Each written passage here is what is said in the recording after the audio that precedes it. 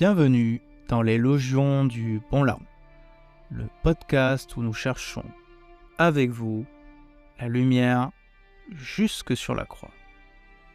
Aujourd'hui, nous allons parler de dignité humaine.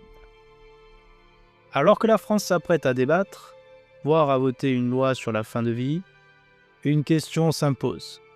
Qu'appelons-nous dignité humaine ? Le débat est piégé.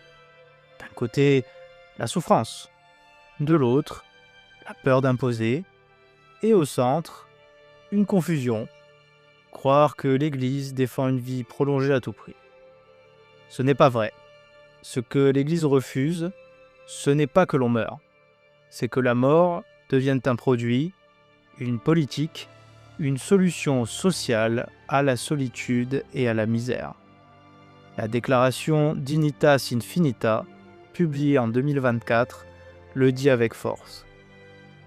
Une infinie dignité, inaliénablement fondée dans son être même, appartient à chaque personne humaine en toutes circonstances.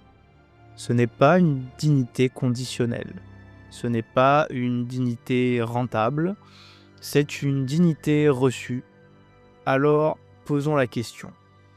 Que dit vraiment l'Église ? Et surtout, qui va mourir demain ? Il faut oser le dire.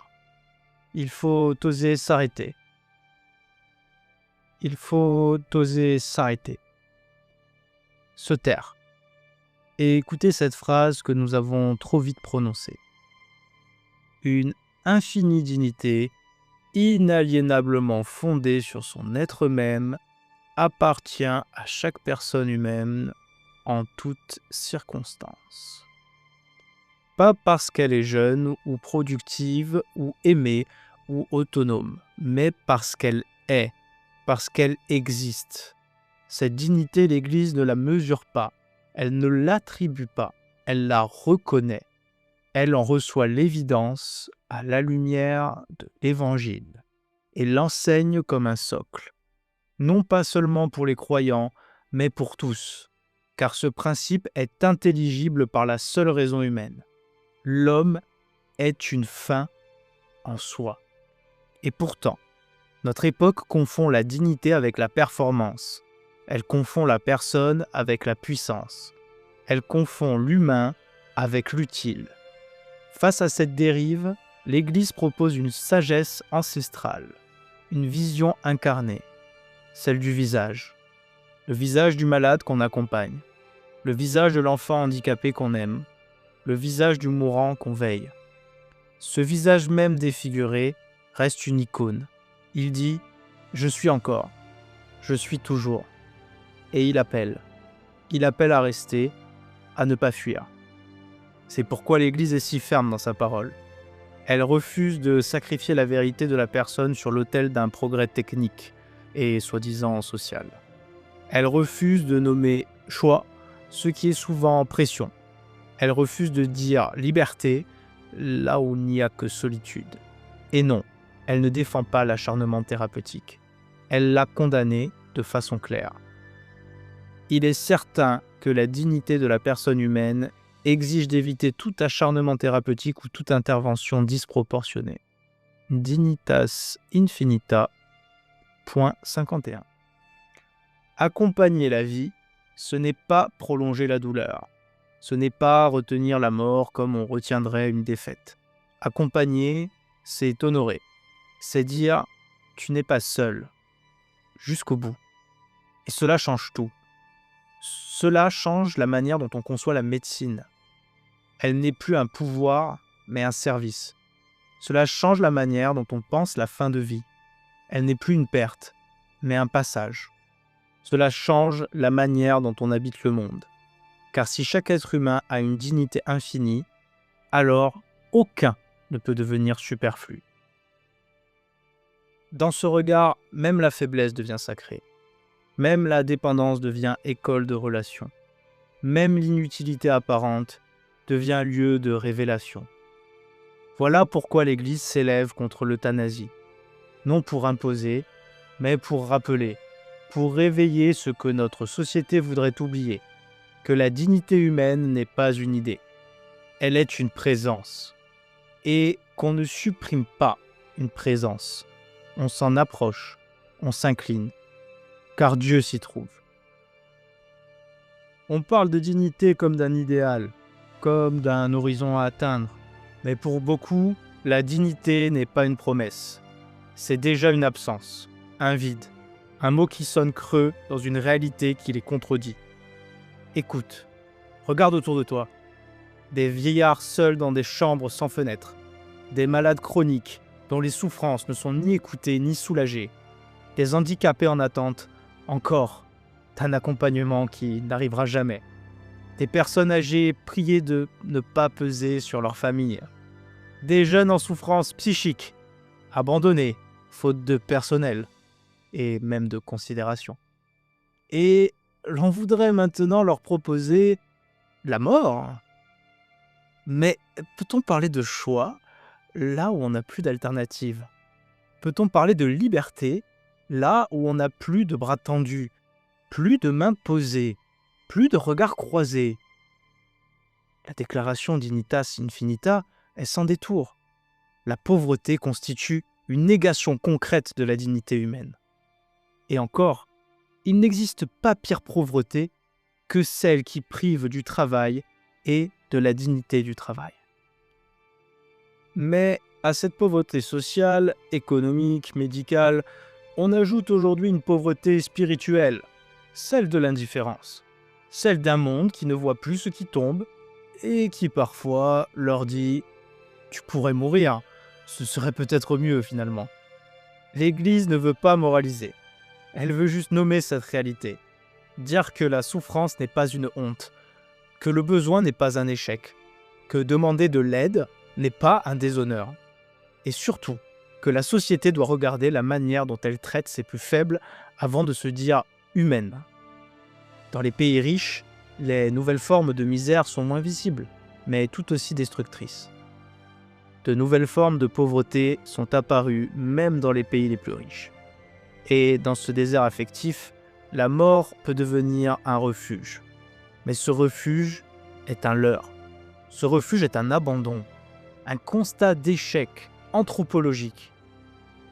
Car la vraie dignité, ce n'est pas de pouvoir mourir quand on veut, c'est de ne jamais être laissé seul quand on souffre. La mort ne guérit pas la solitude. La piqûre ne répond pas aux besoins de sens. Et légaliser l'euthanasie dans une société fracturée, c'est graver dans la loi le fait que certaines vies ne valent plus la peine d'être vécues. Mais ce jugement, l'Église le refuse.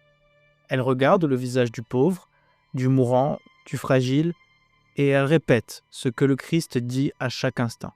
« Tu as du prix à mes yeux, et je t'aime. Je t'ai gravé dans la paume de mes mains, dans la plaie de mon cœur. » Il est temps de poser la vraie question, celle qui brûle derrière tous les discours, celle qu'on évite dans les plateaux télé, les sondages d'opinion et les tribunes politiques, et sûrement, si on en vient à un référendum. Qui va être euthanasié? Pas en théorie, en pratique. Ceux qui vivent entourés, dans des maisons lumineuses, avec vue sur la mer et des soins palliatifs individualisés, ou ceux qui, dans un appartement sombre, HLM, au fond d'une cité oubliée, n'ont plus que la télé comme seule compagnie. Ceux qui peuvent choisir, réellement, entre vivre ou mourir dans l'accompagnement, la dignité et l'entourage, ou ceux à qui l'on propose de mourir faute d'avoir pu les aider à vivre. Les chiffres ne mentent pas. En France, les ouvriers et employés se suicident 3 fois plus que les cadres. Au Québec, chez les jeunes, il y a 2 fois plus de suicides dans les milieux défavorisés que dans les milieux riches. Dans les pays d'Europe de l'Est, plus fragiles économiquement, les taux de suicide sont parmi les plus élevés du continent, chez les populations les plus défavorisées. Et ce n'est pas un hasard, c'est une mécanique. la pauvreté, l'isolement, la solitude, le manque de soins, la pression psychique, le sentiment d'être un poids, tout cela pousse les plus fragiles à la marge et demain, à la mort légalisée. Alors non, ce ne sera pas un droit, ce sera une pente, un glissement, un tri silencieux, dans un monde inégal. Légaliser l'euthanasie, c'est créer une solution finale pour les invisibles. C'est offrir une mort douce à ceux à qui on n'a pas su offrir une vie digne. Et derrière cette solution, il y a une logique économique, une logique froide, une logique que l'on n'ose pas toujours nommer, celle du rendement social. Une société qui commence à trier entre les vies qu'elle veut sauver et celles qu'elle veut laisser partir n'est plus une société humaine. C'est une société en gestion.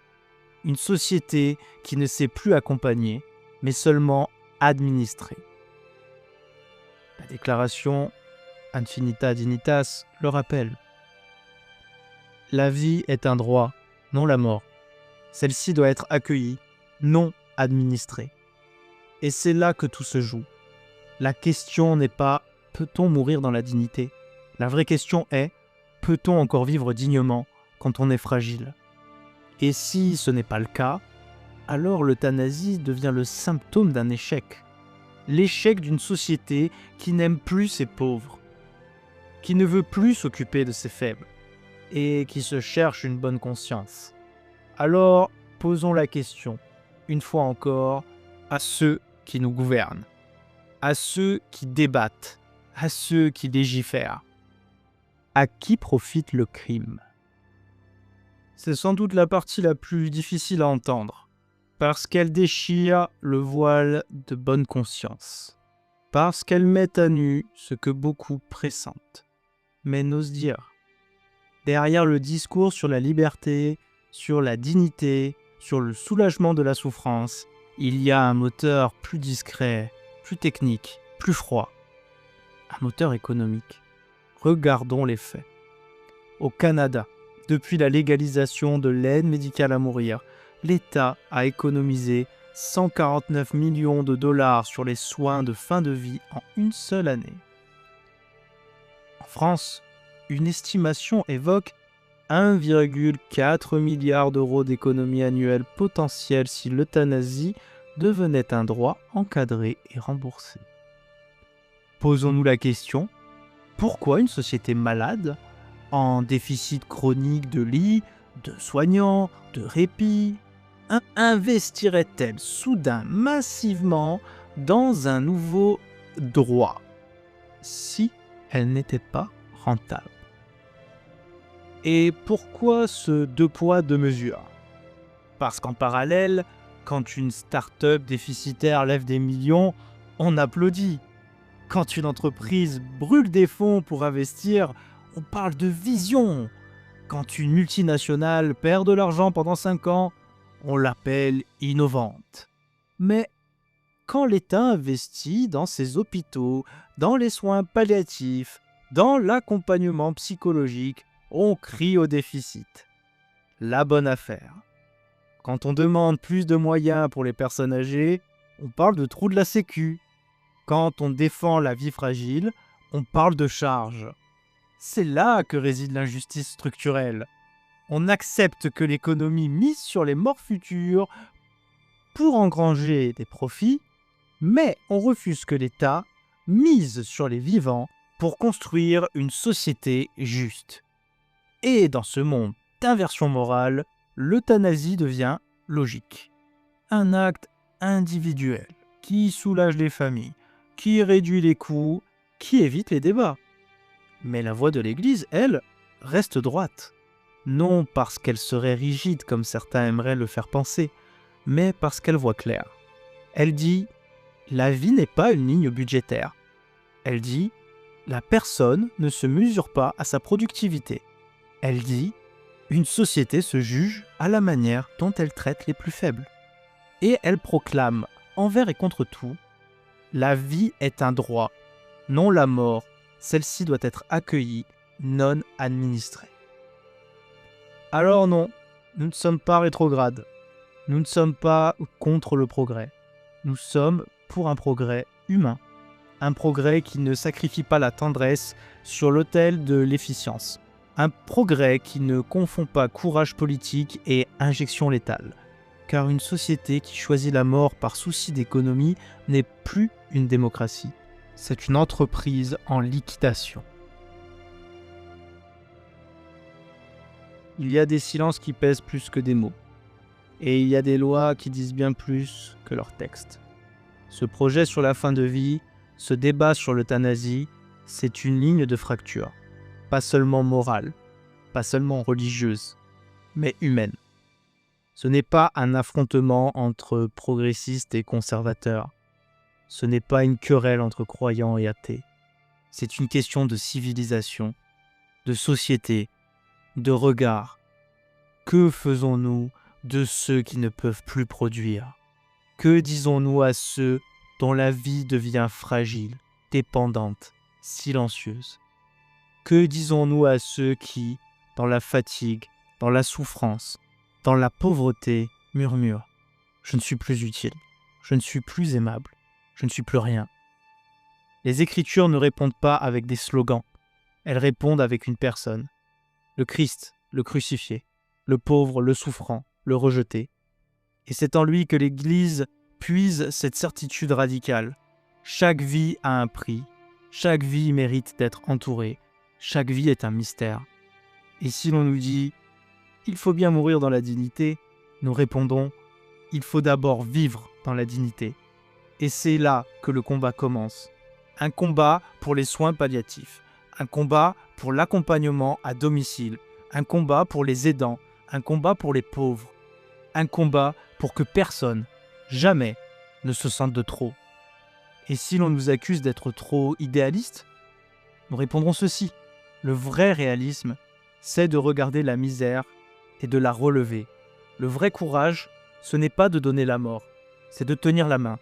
Le vrai progrès, ce n'est pas de légaliser l'euthanasie, c'est de rendre à chacun sa dignité, jusque dans l'épreuve. Car la dignité ne se délibère pas, elle ne se vote pas, elle ne se négocie pas, elle se reconnaît, elle s'honore. Et si, sur cette route difficile, nous devons porter cette voix, alors nous la porterons. Même s'il faut crier dans le désert, même s'il faut pleurer avec les abandonnés, même s'il faut prendre la croix avec le Christ pour rappeler au monde que chaque vie, jusqu'au bout, reste un sanctuaire. C'était les Logions du Bon Larron. Cherchons ensemble, dans la dignité, la lumière jusqu'à la croix.